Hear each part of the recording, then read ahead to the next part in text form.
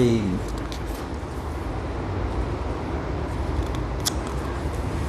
14ویں تراویح کے چند اہم نکات۔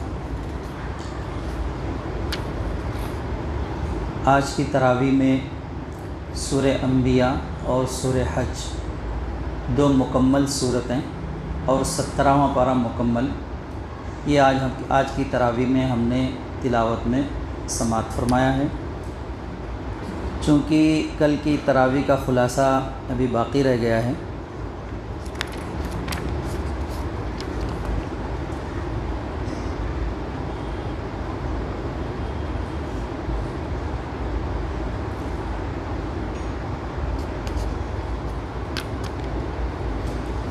سورہ مریم میں سب سے پہلے حضرت زکریہ علیہ السلام کی اس دعا کو بیان کیا جو انہوں نے اپنے بڑھاپے اور بیوی کے باج ہونے کے باوجود ایک بیٹے کے لیے کی، اور اللہ تعالیٰ نے ان کی دعا قبول فرمائی۔ انہیں حضرت یحییٰ علیہ السلام کے پیدا ہونے کی خوشخبری سنائی۔ یہ واقعہ حضرت مریم علیہ السلام کے ہاں معجزانہ طور پر بغیر باپ کے حضرت عیسیٰ علیہ السلام کی پیدائش کا واقعہ بیان کرنے سے پہلے تمہید کے طور پر بیان کیا ہے کہ حضرت یحییٰ علیہ السلام کی ولادت بھی عام قانون سے ہٹی ہوئی ہے کہ مرد بوڑھا ہو گیا تھا اور عورت بالکل بانجھ اور ولادت کے قابل نہ تھی۔ جب اللہ نے چاہا تو ان کے اولاد ہو گئی۔ پھر حضرت یحییٰ علیہ السلام نے تو الہ کا دعویٰ نہیں کیا اور نہ کسی نے انہیں الہ بنایا۔ پھر حضرت مریم علیہ السلام کی پاکیزہ زندگی اور ان کی عبادت گزاری کا واقعہ بیان کیا کہ حضرت عیسیٰ علیہ السلام کی پیدائش کے بارے میں بتایا کہ لوگوں کے اعتراض کے جواب میں خود حضرت عیسیٰ علیہ السلام نے پالنے ہی میں اپنے بندے ہونے اور اللہ کی طرف سے نماز اور زکوٰۃ کی ہدایت پانے کی منادی کی، اور پھر بتایا کہ ان بدبختوں کی حالت پر افسوس ہے، یہ سب جانتے بوجھتے اللہ کے ایک فرما بردار بندے کو اللہ کا بیٹا اور اس کی عبادت گزار ماں کو اللہ کی بیوی بنا رہے ہیں۔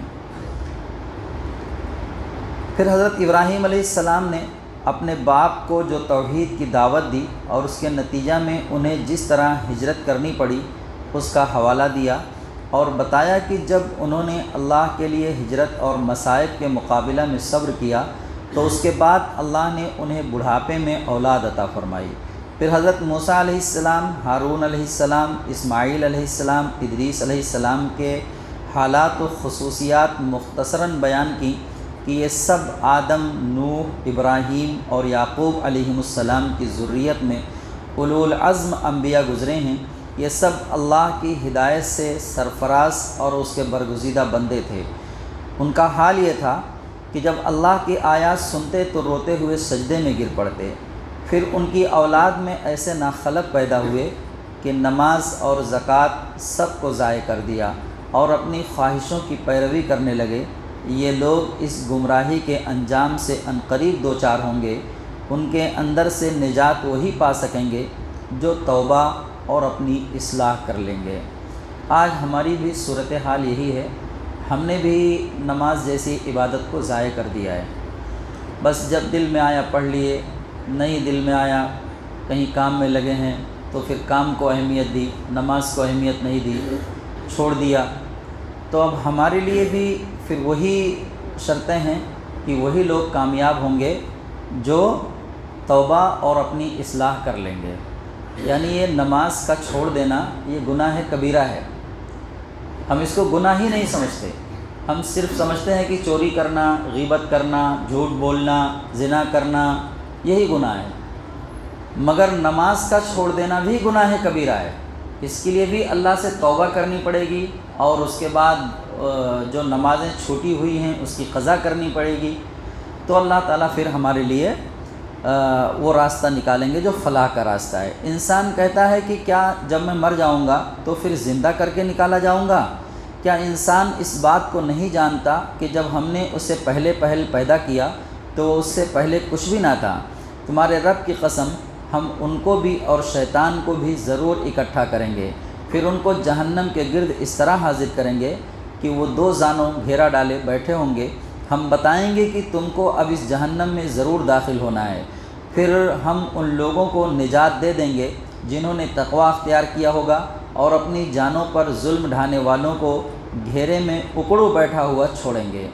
سورہ کے خاتمہ پر فرمایا، وہ کہتے ہیں کہ رحمان نے کسی کو بیٹا بنایا۔ سخت بیہودہ بات ہے جو تم لوگ گڑھ لائے ہو۔ قریب ہے کہ آسمان پھٹ جائے، زمین شق ہو جائے اور پہاڑ گر جائیں اس بات پر کہ لوگوں نے حضرت عیسیٰ علیہ السلام کو رحمان کی اولاد ہونے کا دعویٰ کیا۔ رحمان کی یہ شان نہیں ہے کہ وہ کسی کو بیٹا بنائے۔ زمین اور آسمان میں جو بھی ہے سب اس کے حضور بندوں کی حیثیت سے پیش ہونے والے ہیں۔ لوگوں کو ایک غلط فہمی ہو گئی جب حضرت مریم علیہ السلام کے یہاں بغیر باپ کے بیٹا پیدا ہوا۔ حضرت مریم علیہ السلام کے یہاں بغیر باپ کے بیٹا پیدا ہوا تو ان کو ایک عجوبہ لگنے لگ گیا کہ ایسا کیسا ہو سکتا ہے۔ اول تو انہوں نے حضرت مریم علیہ السلام کے اوپر الزام لگایا۔ اللہ تبارک تعالیٰ نے ان کی برات کا اعلان اس طرح کیا کہ عیسیٰ علیہ السلام ابھی شیر خوار بچے ہیں، انہی کی زبان سے اعلان کروایا۔ کوئی پیدا ہوتے ہی بچہ بولنے تو نہیں لگتا ہے، لیکن عیسیٰ علیہ السلام کو حضرت مریم علیہ السلام جب شہر میں لے کر آئیں تو اللہ تبارک تعالیٰ نے ان سے کہا کہ آپ جو ہے بات نہ کرنا، روزے کا اعلان کر دینا کہ میں روزے سے ہوں۔ اس زمانے میں جو یہودی لوگ روزہ رکھتے تھے تو ان کے یہاں جو ہے روزہ رکھتے وقت بات چیت بھی نہیں کی جاتی تھی، تو انہوں نے اپنے روزے کا اعلان کیا۔ حضرت عیسیٰ علیہ السلام نے گفتگو کی، برات کا اعلان کیا، اور ساتھ ہی جو ہے اس بات کا بھی اعلان کیا کہ اللہ کی طرف سے بھیجا گیا ہوں، اور نماز اور زکوٰۃ کی تلقین کی اس وقت۔ تو اب ایک جو فطری چیز ہے اس فطرت سے ہٹ کے جو ہے جب ایک بچہ پیدا ہوا تو انہوں نے بجائے اس کو نبی ماننے کے اللہ یہ کہ اس کی بات کو مانتے، جو وہ اللہ کا پیغام لوگوں کو پہنچا رہا ہے اس پیغام کو سنتے اور مانتے، اسی کو خدا بنا ڈالا، اسی کی عبادت کرنے لگ گئے، اسی کی پرستش کرنے لگ گئے، اسی کو پوجنے لگ گئے۔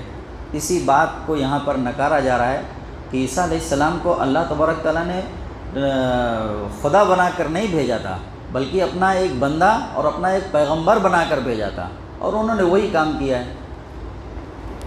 سورہ کے خاتمہ پر فرمایا، وہ کہتے ہیں کہ رحمان نے کسی کو بیٹا بنایا۔ سخت بیہودہ بات ہے، اللہ کے نزدیک یہ اتنی سخت بات ہے، اللہ اس پر اتنا غضبناک ہو رہا ہے کہ اگر اس پر آسمان پھٹ جائے، زمین شق ہو جائے، پہاڑ گر جائیں اس بات پر کہ لوگوں نے حضرت عیسیٰ علیہ السلام کو رحمان کی اولاد ہونے کا دعویٰ کیا ہے۔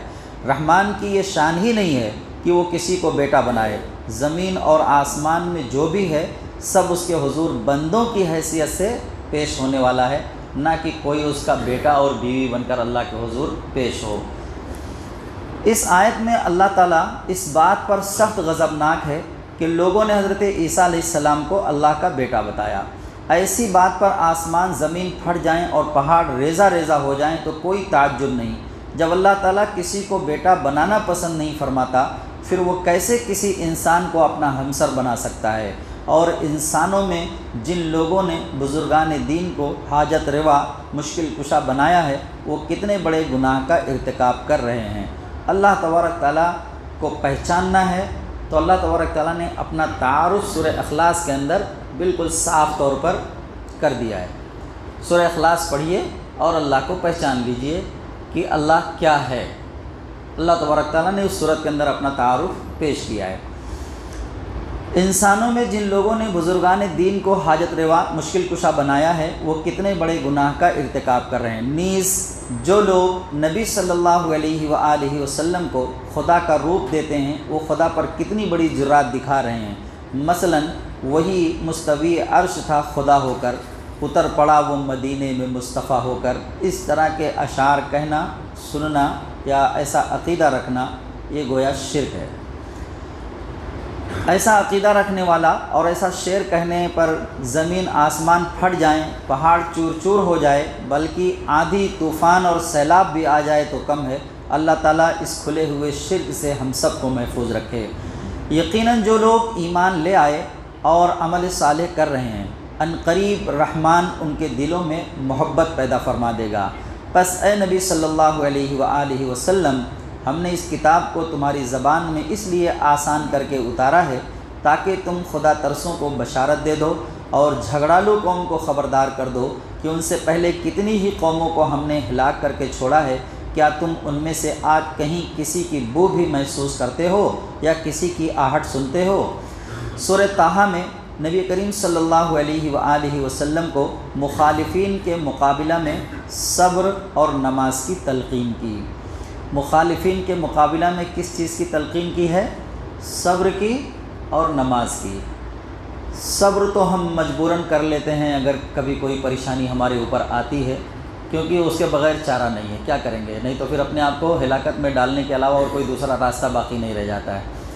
تو صبر تو ہم مجبوراً کر لیتے ہیں، لیکن نماز ایسے موقع پر ہمیں یاد نہیں آتی ہے۔ نماز ایسے موقع پر ہمیں یاد نہیں آتی ہے۔ اگر ہم نماز سے بھی اس وقت مدد لے لیں جب ہمارے اوپر کوئی پریشانی آئے، تو وہ پریشانی گرچہ باقی رہے گی، ہو سکتا ہے وہ پریشانی نہ بھی ٹلے، اللہ کی ذات سے پوری امید ہے کہ اللہ اس پریشانی کو ہماری دور کر دیں گے۔ دیکھیے تمام انبیاء وہ کبھی بھی جب وہ پریشانی میں گھرے ہیں تو انہوں نے اللہ کو پکارا ہے۔ جب انبیاء کے اوپر تکلیف آئی، پریشانی آئی، تو کس کو پکارا انہوں نے؟ اللہ کو پکارا۔ آدم علیہ السلام پریشان ہوئے، جنت سے نکال کر زمین پہ انہیں اتار دیا گیا، بھیج دیا گیا۔ اب وہ دعا کر رہے ہیں اللہ تبارک تعالیٰ سے، ربنا ظلمنا انفسنا وان لم تغفر لنا وترحمنا لنکونن من الخاسرین۔ دعا کی انہوں نے اللہ تبارک تعالیٰ سے، اور اللہ تعالیٰ نے ان کی پریشانی کو دور کیا، ان کی توبہ کو قبول کیا، اور پھر انہیں جو ہے واپس جنت میں داخلے کی بشارت سنائی۔ یونس علیہ السلام مچھلی کے پیٹ میں چلے گئے۔ کس کے پیٹ میں چلے گئے؟ مچھلی کے پیٹ میں۔ کس کو پکارا؟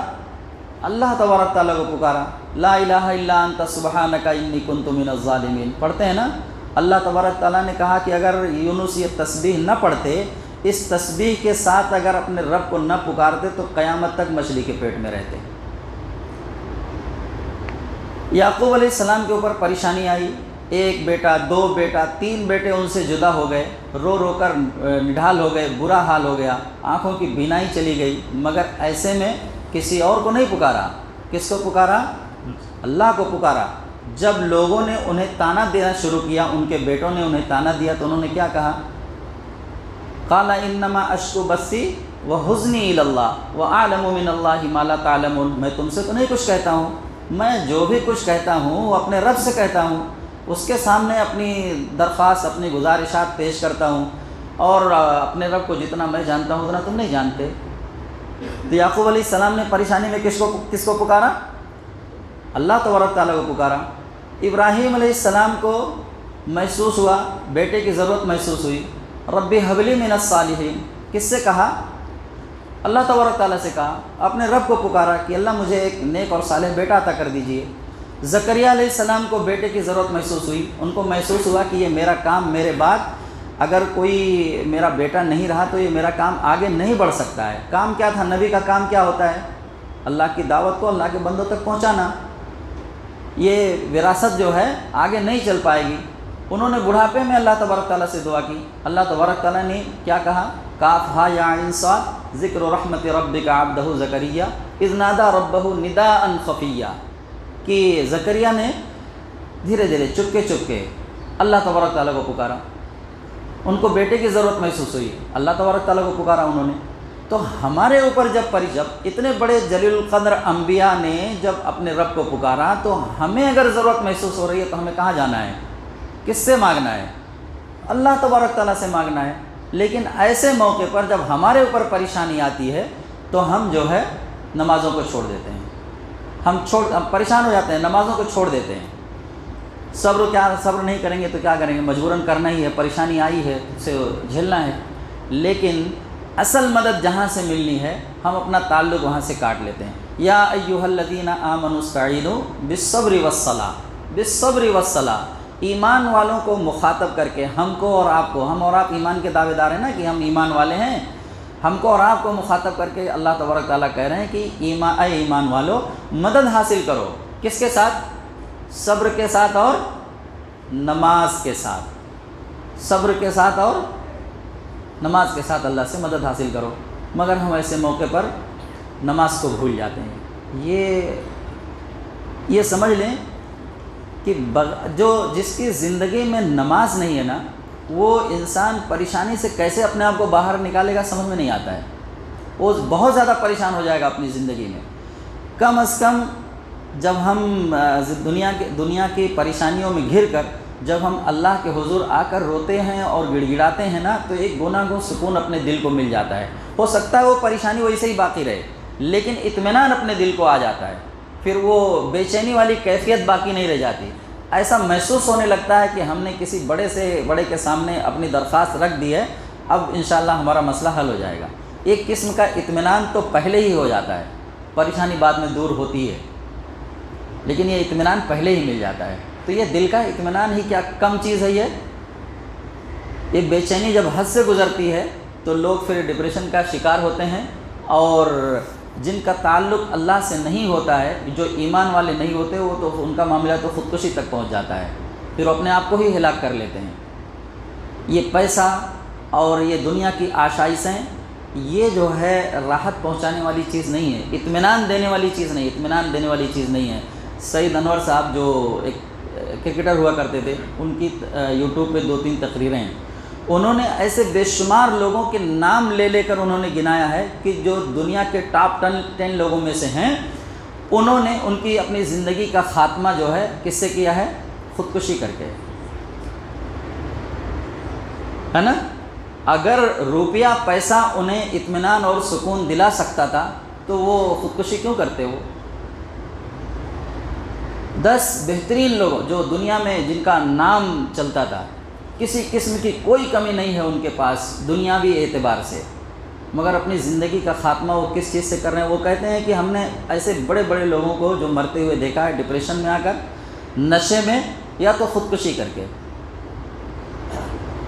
تو جب بھی تکلیف آئے، پریشانی آئے، مصیبت، اول تو یہ نماز چھوڑنے کی چیز ہی نہیں ہے۔ نماز تو یہ ایک ایسی عبادت اللہ تبارک تعالیٰ نے ہمارے اوپر فرض کی ہے جسے کسی بھی صورت میں ہم اس کو ترک نہیں کر سکتے ہیں، چھوڑ نہیں سکتے ہیں۔ کوئی موقع اللہ نے ہمیں اس کے لیے دیا ہی نہیں ہے۔ یہاں تک کہ دیکھو، عام حالت میں تو ہمارے اوپر نماز فرضی ہے، بیمار ہو گئے، وضو نہیں کر سکتے، پانی نقصان کر رہا ہے، تو اللہ نے ہمیں کیا حکم دے دیا؟ تیمم کر لو۔ کھڑے ہو کر نہیں پڑھ سکتے، بیٹھ کر پڑھ لو۔ بیٹھ کر نہیں پڑھ سکتے، اشارے سے پڑھ سکتے ہیں، اشارے سے پڑھ لو۔ جنگ کی حالت میں نماز پڑھنے کا طریقہ ہمیں بتلا دیا۔ سفر میں نماز مشکل ہو جاتی ہے، 4 رکعت سے 2 رکعت کر دیا۔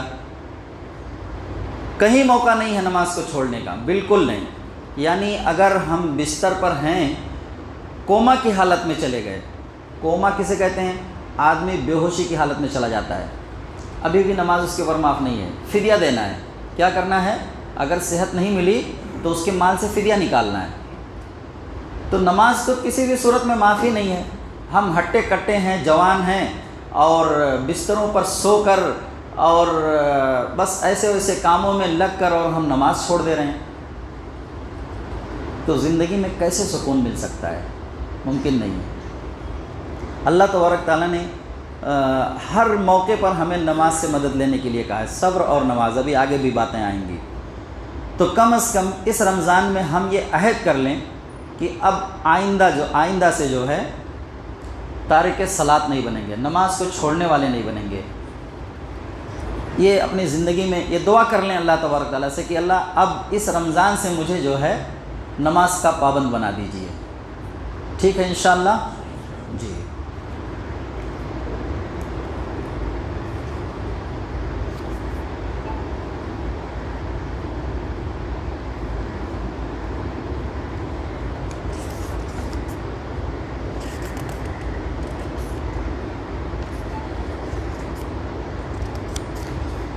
سورہ طٰہٰ میں نبی کریم صلی اللہ علیہ وآلہ وسلم کو مخالفین کے مقابل میں صبر اور نماز کی تلقین کی ہے، اور فرمایا کہ آپ کا کام صرف ان لوگوں کو یاد دہانی کرا دینا ہے جن کے اندر خدا کا کچھ بھی خوف باقی ہے، رہے وہ لوگ جن کے دل خوف سے خالی ہو چکے ہیں ان کے اندر ایمان اتار دینا آپ کی ذمہ داری نہیں ہے۔ قرآن کسی مانگنے والے کی درخواست نہیں ہے کہ بھائی میری سن لو، بلکہ یہ خالص ارض و سما اور مالک عرش و کرسی کا فرمان ہے، اس کو اسی کے شایان شان انداز میں پیش کیجیے، ناقدروں اور مغروروں کی زیادہ ناز برداری کی ضرورت نہیں ہے۔ ایسی بات کب کہی جاتی ہے؟ اندازہ لگائیے۔ اپنے رب پر بھروسہ کیجیے، وہ آپ کے تمام ڈھکے اور کھلے کاموں سے اچھی طرح باخبر ہے۔ حضرت موسیٰ علیہ السلام کے واقعات بیان کیے کہ کس طرح فرعون جیسے دشمن کے گھر میں پرورش کرائی۔ حضرت موسیٰ علیہ السلام کے ہاتھوں ایک قبطی کا قتل ہوا اور آپ مصر سے نکل گئے، مگر اسی کو اللہ نے نبوت پانے کا ذریعہ بنایا۔ حضرت ہارون علیہ السلام کو آپ کا مددگار بنایا اور فرعون کے پاس دعوت دے کر بھیجا۔ اس نے جادوگروں کو اکٹھا کر کے آپ کو ناکام بنانے کی کوشش کی، مگر جادوگر الٹا ان پر ایمان لے آئے۔ پھر بنی اسرائیل کو ساتھ لے کر ہجرت کی، فرعون نے پیچھا کیا اور ماں لاؤ لشکر کے غرق دریا ہو گیا۔ پھر فرعون سے نجات پانے کے بعد اللہ نے بنی اسرائیل پر جو انعامات کیے اور بنی اسرائیل جس طرح بار بار ناشکری کرتے رہے، اس پر تبصرہ کرتے ہوئے نبی صلی اللہ علیہ وآلہ وسلم کو خطاب کر کے فرمایا کہ یہ جو حالات ہم سنا رہے ہیں یہ ماضی کا قصہ نہیں ہے، بلکہ یہی حالات آپ کو پیش آ رہے ہیں۔ اسی لیے جو ہے نا موسیٰ علیہ السلام کا تذکرہ قرآن مجید میں بار بار کیا جا رہا ہے۔ آپ صلی اللہ علیہ وآلہ وسلم کی زندگی سے اور موسیٰ علیہ السلام کی زندگی سے بڑی مطابقت ہے، ملتے جلتے حالات ہیں، اس لیے بار بار حضرت موسیٰ علیہ السلام کا قصہ حضور نبی کریم صلی اللہ علیہ وآلہ وسلم کو سنایا جا رہا ہے۔ سورہ طٰہٰ کے اندر قدر تفصیل کے ساتھ موسیٰ علیہ السلام کے واقعے کا ذکر ہے۔ یہاں تو بہت شارٹ میں باتیں آئی ہیں، اور اس کا اگر ہم مطالعہ کریں گے تو ہمارے لیے بڑی نصیحتیں ہیں اس واقعے کے اندر۔ یہ ماضی کا قصہ نہیں ہے، بلکہ یہی حالات آپ کو پیش آ رہے ہیں۔ آپ جلدی نہ کریں، صبر کے ساتھ خدا کے فیصلے کا انتظار کریں۔ جلد بازی شیطان کو دخل اندازی کا موقع دیتی ہے۔ آدم علیہ السلام نے جلد بازی ہی کی وجہ سے شیطان سے دھوکہ کھایا، اس لیے صبر کے ساتھ کام کیے جائیے اور انجام اللہ پر چھوڑ دیجیے۔ اس صبر کی عادت کے لیے نماز کا اہتمام کیجیے۔ اب بتائیے، صبر بھی ہمیں کیا دلائے؟ کون سی چیز دلائے گی؟ صبر، نماز دلائے گی۔ صبر ہمارے اندر نماز پیدا کرے گی۔ ہم اسی کو چھوڑے ہوئے ہیں۔ جو اصل ہماری ترقی، ہماری معراج، بلندی کا زینہ ہے، ہم نے اسی کو ترک کر دیا ہے، چھوڑ دیا ہے۔ تو ہم کیسے جو ہے کامیاب ہو سکتے ہیں؟ چھوٹی چھوٹی بات میں کامیابی کے لیے اللہ تبارک تعالیٰ نماز کی پابندی کی شرط لگا رہے ہیں، ہم نے اسی کو پس پش ڈال دیا ہے، اور اس کے بعد ہم یہ چاہتے ہیں کہ ہم کامیاب ہو جائیں۔ نہ ممکن ہے، نہ ہم دنیا میں کامیاب ہو سکتے ہیں، نہ ہم آخرت میں کامیاب ہو سکتے ہیں۔ اس صبر کی عادت کے لیے نماز کا اہتمام کیجیے۔ فرمایا جو میرے ذکر یعنی درس نصیحت یعنی قرآن سے منہ موڑے گا اس کے لیے دنیا میں زندگی تنگ ہوگی۔ ایک دم صاف لفظوں میں اللہ تبارک تعالیٰ نے یہ بات کہی ہے، وَمَنْ أَعْرَضَ عَنْ ذِكْرِي فَإِنَّ لَهُ مَعِيشَةً ضَنْكًا۔ معیشت کسے کہتے ہیں؟ معیشت کسے کہتے ہیں؟ ملک کی معیشت کمزور ہو گئی ہے، یعنی روپیہ پیسہ جو ہے یہ ڈاؤن ہو گیا، کمزور ہو گیا ہے۔ تو ہماری بھی معیشت کمزور ہو جائے گی اگر ہم اللہ کے اس ذکر یعنی درس نصیحت سے منہ موڑیں گے، اللہ کی کتاب سے منہ موڑیں گے تو ہماری معیشت کمزور ہو جائے گی، یعنی ہمارے اندر دنیا کے اندر ہم تنگی پیدا ہو جائے گی، تنگی، ہماری روزی تنگ ہو جائے گی۔ اچھا، یہاں پر جو ہے ومن اعرض عن ذکری، ذکر کا جو لفظ ہے نا وہ نماز کے لیے بھی آتا ہے۔ اللہ تبارک تعالیٰ نے اسی صورت میں سورہ طٰہٰ کے ابتدا میں موسیٰ علیہ السلام سے کہا کہ مجھے یاد کرو، اقم الصلاۃ لذکری، نماز کے ساتھ مجھے یاد کرو۔ کس کے ساتھ؟ نماز کے ساتھ مجھے یاد کیا کرو۔ موسیٰ علیہ السلام سے کہی جا رہی ہے بات، وہاں پر بھی ذکر کا لفظ استعمال کیا ہے۔ تو گویا نماز چھوڑ کر ہم خود اپنے رزق میں تنگی کے ذمہ دار ہو رہے ہیں۔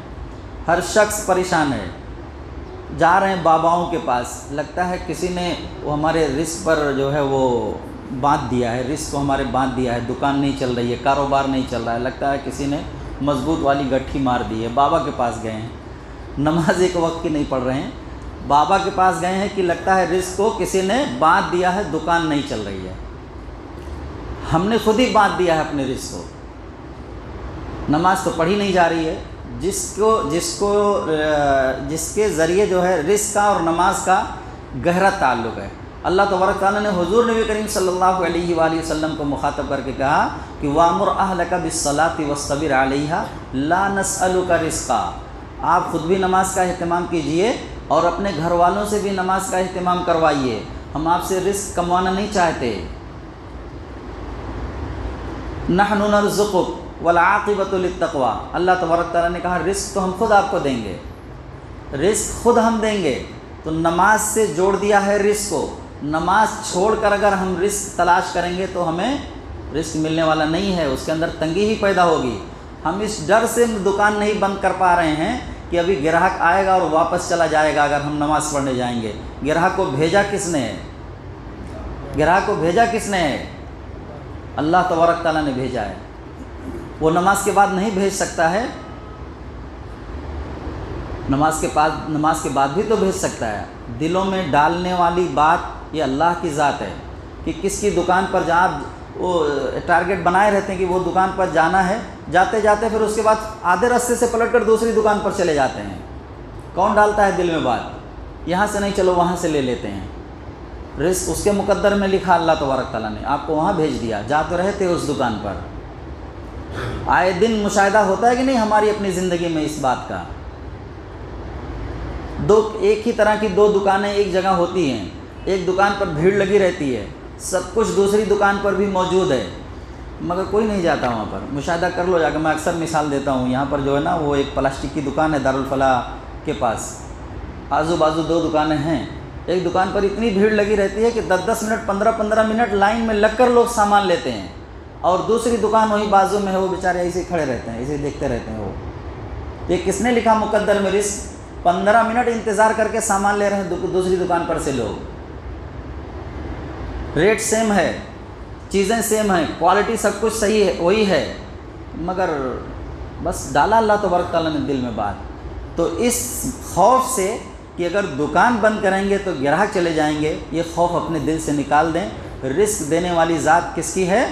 اللہ کی۔ اس میں ہمارا اپنا کوئی رول نہیں ہے، ہمارا اپنا کوئی کردار نہیں، ہم نے صرف اسباب اختیار کر لیا ہے بس۔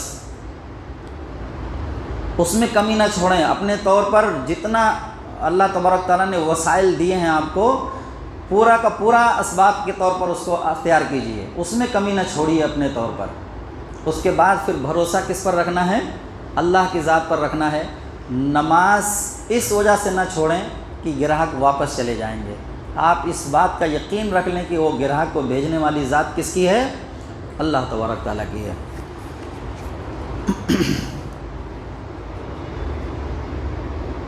یہیں ایک سبزی فروش ہے، سبزی بیچنے والا نوجوان لڑکا ہے، لیکن جیسے ہی اذان ہوتی ہے وہ اپنے ٹھیلے پر سے فوراً ہٹ جاتا ہے، نماز کے لیے چلا جاتا ہے فوراً، اور بھیڑ لگی رہتی ہے اس کے ٹھیلے پر عورتوں کی۔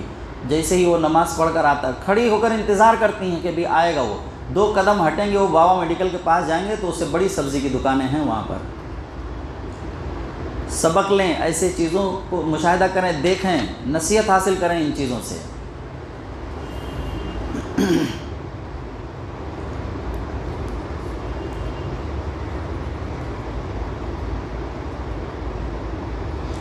اس صبر کی عادت کے لیے نماز کا اہتمام کیجیے۔ فرمایا جو میرے ذکر، درس نصیحت، قرآن سے منہ موڑے گا اس کے لیے دنیا میں زندگی تنگ ہوگی، یہاں چین نصیب نہ ہوگا، کروڑ پتی بھی ہوگا تو بے چین ہوگا، اور قیامت کے روز ہم اسے اندھا بنا کر اٹھائیں گے۔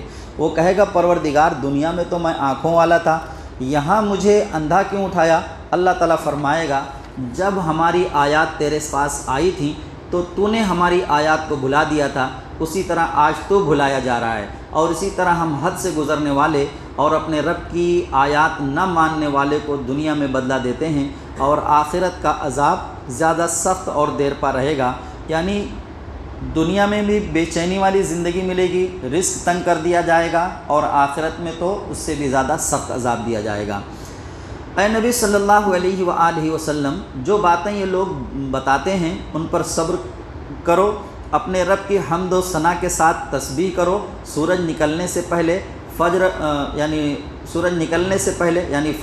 اور ڈوبنے سے پہلے یعنی عصر، اور رات کے اوقات میں تسبیح کرو یعنی عشاء، اور دن کے کناروں پر بھی یعنی ظہر مغرب، شاید کہ تم راضی ہو جاؤ جو تمہیں آئندہ ملنے والا ہے، اور نگاہ اٹھا کر بھی نہ دیکھو دنیاوی زندگی کی اس شان و شوکت کی طرف جو ہم نے ان مختلف قسم کے لوگوں کو دے رکھی ہے، وہ تو ہم نے انہیں آزمانے کے لیے دی ہیں۔ اب بتائیے، جو تھوڑی سی چمک دمک ادھر ادھر دکھائی دے رہی ہے، اللہ تبارک تعالیٰ نے کیا کہا؟ اس کی طرف نظر اٹھا کر بھی نہ دیکھو۔ وَلَا تَمُدَّنَّ عَيْنَيْكَ إِلَىٰ مَا مَتَّعْنَا بِهِ أَزْوَاجًا مِّنْهُمْ زَهْرَةَ الْحَيَاةِ الدُّنْيَا لِنَفْتِنَهُمْ فِيهِ۔ اللہ تبارک تعالیٰ نے کہا کہ ہم نے ان کو یہ جو چمک دمک تم دیکھ رہے ہو لوگوں کے پاس، یہ کس لیے دی ہے؟ انہیں آزمانے کے لیے دی ہے، اس کی طرف نظر اٹھا کر بھی نہ دیکھیے۔ اس کے بعد وہ آیت ہے وَأْمُرْ أَهْلَكَ بِالصَّلَاةِ وَاصْطَبِرْ عَلَيْهَا لَا نَسْأَلُكَ رِزْقًا وَلِيٍّ۔ جو ہم نے ان مختلف قسم کے لوگوں کو دے رکھی ہے، وہ تو ہم نے انہیں آزمانے کے لیے دی ہے، اور تیرے رب کا دیا ہوا رزق حلال ہی بہتر اور پائندہ تر ہے۔ اے اہل ایمان، فساق و فجار کی طرح جائز و ناجائز ایسے پیسے جمع کر کے دنیاوی چمک دمک سے مروب نہیں ہوتے، بلکہ وہ تو پاک کمائی اپنی محنت سے کماتے ہیں، خواہ وہ کتنی ہی تھوڑی کیوں نہ ہو، وہی ان کے لیے بہتر ہے جو دنیا سے آخرت تک برقرار رہے گی۔ فرمایا اپنے اہل و عیال کو نماز کی تلقین کرو اور خود بھی اس کے پابند رہو، ہم تم سے کوئی رزق نہیں چاہتے، رزق تو ہم خود دیتے ہیں، اور بہترین انجام تقوی اختیار کرنے والوں کا ہے۔ یہ نہ سمجھنا کہ نماز پڑھنے سے اللہ کی ذات کو کچھ ملتا ہے، نماز پڑھنے والا ہی اس سے فائدہ اٹھاتا ہے کہ تقوی کی صلاحیت پیدا ہوتی ہے، اور یہی پرہیزگاری اسے دنیا و آخرت کی مستقل کامیابی عطا کرے گی۔ اب یہاں سے سورہ انبیاء شروع ہوتی ہے، ان میں اس حقیقت کی پھر یاد دہانی کرائی گئی کہ محاسبہ کا وقت قریب آ گیا ہے، اور لوگوں کا حال یہ ہے کہ غفلت میں پڑے ہوئے ہیں، اور جو تازہ یاد دہانی اللہ کی طرف سے آتی ہے اس کا مذاق اڑاتے ہیں۔ کیا یہ سمجھتے نہیں کہ ہم نے کتنی بستیوں کو ہلاک کر دیا جن کے لوگ اپنی جانوں پر ظلم ڈھاتے تھے، بس جب انہوں نے ہمارے عذاب کی آہٹ پائی تو بھاگ کھڑے ہوئے، ہم نے کہا اب کہاں بھاگتے ہو، ہائے ہماری کمبختی، بے شک ہم ہی اپنی جانوں پر ظلم ڈھانے والے تھے۔ آج کی تراویح کی ابتدا حضرت ابراہیم علیہ السلام کے تذکرے سے شروع ہوتی ہے، یہ بتاتے ہوئے کہ ہم نے انہیں وہ ہدایت و مغفرت عطا فرمائی جو ان کے شایان شان تھی، اور وہ یوں ہی نہیں بخش دی تھی بلکہ وہ نہایت کڑے امتحانوں سے گزار کر بخشی تھی، جن کے ذریعے انہوں نے اپنے آپ کو اس کا حقدار ثابت کیا تھا۔ اس طرح بتانا یہ مقصود ہے کہ تم لوگ اپنے اندر ہمت تو حضرت ابراہیم علیہ السلام کی کسی سنت پر چلنے کے بھی نہیں رکھتے، لیکن ان کے ساتھ نسبت کے دعوے دار، اور اس نسبت کے بل پر اپنے آپ کو دنیا اور آخرت دونوں میں بڑے سے بڑے مرتبہ کا حقدار سمجھتے ہو۔ فرمایا کہ اللہ کے ہاں اس نوازش کی کوئی گنجائش نہیں ہے، وہ یعنی خاندانی نسبت اللہ تبارک تعالیٰ کے ہاں کوئی معنی نہیں رکھتی ہے، خاندانی نسبت اللہ تبارک تعالیٰ کے ہاں کوئی معنی نہیں رکھتی ہے، اہمیت صرف اس کی ہے جو تقوی اختیار کرے۔ حضرت ابراہیم علیہ السلام کی کسی سنت پر چلنے کی ہمت نہیں رکھتے، لیکن ان کے ساتھ نسبت کے دعوے دار، اور اس نسبت کے بل پر اپنے آپ کو دنیا اور آخرت دونوں میں بڑے سے بڑے مرتبے کا حقدار سمجھتے ہو۔ فرمایا کہ اللہ کے ہاں اس نوازش کی کوئی گنجائش نہیں، وہ جس کو بھی اپنی معرفت اور حکمت عطا فرماتا ہے اس کا ظرف اور حوصلہ دیکھ کر عطا فرماتا ہے۔ پھر ان کی جوانی کا حال بیان کیا کہ اگرچہ وہ ایک بت پرست قوم اور مشرک اور بت بنانے والے خاندان میں پیدا ہوئے تھے، لیکن اللہ تعالیٰ نے ان کو توحید کا وہ نور عطا فرمایا کہ جس کی روشنی سے دنیا آج تک منور ہے اور قیامت تک منور رہے گی۔ انہوں نے ہوش سنبھالتے ہی اپنے باپ اور اپنی قوم کے لوگوں کو دعوت دی کہ یہ مورتیاں کیا ہیں جن پر تم دھرنا دیے بیٹھے ہو۔ اس کم عمری میں اور ایسے ماحول میں وہی یہ نعرہ لگا سکتا ہے جسے اللہ کی خاص عنایت حاصل ہو۔ اس سوال کا انہیں بھی وہی جواب ملا جو ہمیشہ سے گمراہ لوگ دیتے آئے ہیں کہ ہمارے باپ دادا ان کی عبادت کرتے آئے ہیں۔ انہوں نے پوری بے خوفی سے کہا تم اور تمہارے باپ دادا جو خود حضرت ابراہیم علیہ السلام کے بھی باپ دادا تھے، سب کھلی گمراہی میں رہے، اور تم بھی ہو۔ کوئی گمراہی اس دلیل سے ہدایت نہیں بن جاتی کہ وہ باپ دادا سے ہوتی چلی آ رہی ہے۔ ہمارے یہاں بعض رسم و رواج ایسی جو بدعات کی حیثیت رکھتی ہیں، وہ باپ دادا سے ہوتی ہوئی چلی آ رہی ہیں، ہم بھی انہیں ڈھوئے جا رہے ہیں، صرف اس لیے ڈھوئے جا رہے ہیں کہ وہ باپ دادا سے چلی آ رہی ہیں۔ اس بات کا ہم بھی خیال نہیں کرتے کہ یہ جائز بھی ہے یا نہیں، اللہ اور اللہ کا رسول اس سے راضی بھی ہوگا یا نہیں راضی ہوگا، بس باپ دادا سے ہوتی ہوئی چلی آ رہی ہیں، ہم بھی اسے اپنی پیٹھ پر گدھوں کے جیسا لادے گھوم رہے ہیں، اسے اتار نہیں پا رہے ہیں۔ تو ایسے رسم و رواج اگر کہیں شریعت سے ٹکراتی ہو تو اسے فوراً اتار پھینک دینا چاہیے۔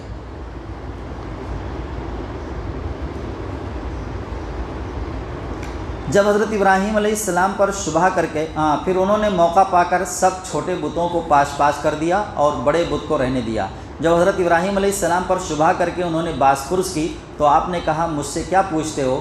ان بتوں سے پوچھو کس نے ان کا یہ حشر کیا ہے۔ جب ان کو پوچھتے ہو، ان کی عبادت کرتے ہو تو انہی سے پوچھو بھائی، ان کو بڑا سمجھ کر، حاجت روا سمجھ کر ان کی عبادت کی جا رہی ہے، ان کی پرستش کی جا رہی ہے کہ یہ ہماری مشکل کشائی کریں گے، تو اب ان کے اوپر مشکل آئی ہے تو پوچھیے انہی سے کس نے یہ کام کیا ہے۔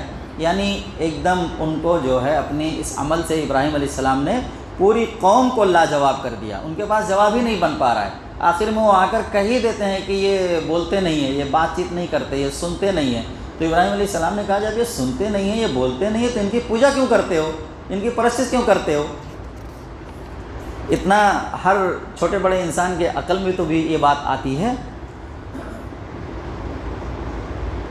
بہرحال ضدی قوم جو مشرک قوم ہوتی ہے، پھر وہ وہی کرتی ہے، بجائے دلیل کو ماننے کے انہوں نے خود اپنی غلطی ماننے کے قوم نے کھسیا کر آپ کو آگ میں ڈالنے کا فیصلہ کر لیا اور ڈال بھی دیا۔ تعصب میں لوگوں کی عقلیں اسی طرح ماری جاتی ہیں، مگر اللہ نے اس آگ کو حضرت ابراہیم علیہ السلام کے لیے ٹھنڈک اور سلامتی بنا دیا۔ اللہ کے لیے یہ کچھ مشکل نہیں، وہی ہر چیز میں تاثیر پیدا کرتا ہے۔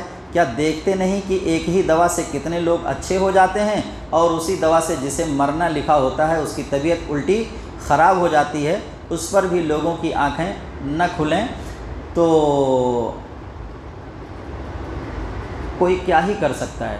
ابھی کل ہمارے جاننے والوں میں ایک بچی کو بخار آیا، حالانکہ وہ میڈیکل کے آخری سال کی طالبہ تھی، یہیں ملاڈ کی بات ہے، 4-5 دن ہوا ہے، اس کو بخار آیا ہلکا سا، اس نے جو ہے ایک کروسین لیا، ختم ہو گئی بیچاری، تھوڑی دیر کے بعد انتقال ہو گیا اس کا۔ تو ابھی تک کتنے لوگ کروسین کھا کے اچھے ہوئے ہیں، لیکن وہ کروسین ہی جو ہے اس کے لیے اس کی موت کا سبب بن گئی، طبیعت اس کی بگڑ گئی اور زیادہ، وہ دوا کھاتے ہی، اور انتقال کر گئی وہ۔ تو دواؤں کے اندر اثر ڈالنے والی ذات کس کی ہے؟ اللہ تبارک تعالیٰ کی۔ وہی دوا فائدہ کرے گی، جس کے لیے اللہ کا حکم نہیں ہوگا وہی اس کے لیے موت کا سبب بھی بن سکتی ہے۔ کیا نہیں دیکھتے کہ ایک ہی دوا سے کتنے لوگ اچھے ہو جاتے ہیں، اور اسی دوا سے جسے مرنا لکھا ہوتا ہے اس کی طبیعت الٹی خراب ہو جاتی ہے، اس پر بھی لوگوں کی آنکھیں نہ کھلیں؟ تو حضرت ابراہیم علیہ السلام، ان کی بیوی اور چچا زاد بھائی حضرت لوط علیہ السلام ہجرت کر کے نکل کھڑے ہوئے، اور اللہ نے ان دونوں کو الگ الگ ٹھکانے دیے، پھر صفاتی ترتیب کے ساتھ انبیاء کا ذکر کیا جو صبر اور شکر کے امتحانوں سے گزرے اور ان میں 100% کامیاب رہے۔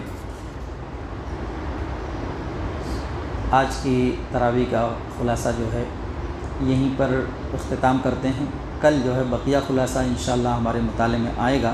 اللہ تبارک تعالیٰ سے دعا ہے کہ اللہ تبارک تعالیٰ ہم تمام مسلمانوں کو قرآن مجید کی تعلیمات اور اس کی تعلیمات پر عمل کی توفیق عطا فرمائے، اس پر عمل کی ہمیں توفیق عطا فرمائے۔ اللہ اس کی برکتوں سے ہمارے شہر، ہمارے ملک اور سارے عالم اسلام کے حالات کو تبدیل فرمائے۔ ربنا تقبل منا انک انت السمیع العلیم وتب علینا انک انت التواب الرحیم۔ صلی اللہ تعالی علی خیر خلقہ محمد وعلی آلہ واصحابہ اجمعین برحمتک یا ارحم الراحمین۔